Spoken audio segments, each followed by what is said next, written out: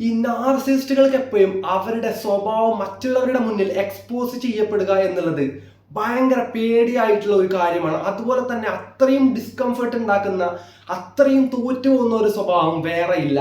അപ്പോൾ ഈ ഒരു മെയിൽ നാർസിസ്റ്റും ഫീമെയിൽ നാർസിസ്റ്റിലേക്കും വരുമ്പോൾ ഈ ഒരു എക്സ്പോസ് ചെയ്യപ്പെട്ട് കഴിഞ്ഞാൽ ഇവർ റെസ്പോണ്ട് ചെയ്യുന്ന രീതിയിൽ ഒരുപാട് വ്യത്യാസങ്ങളുണ്ട്.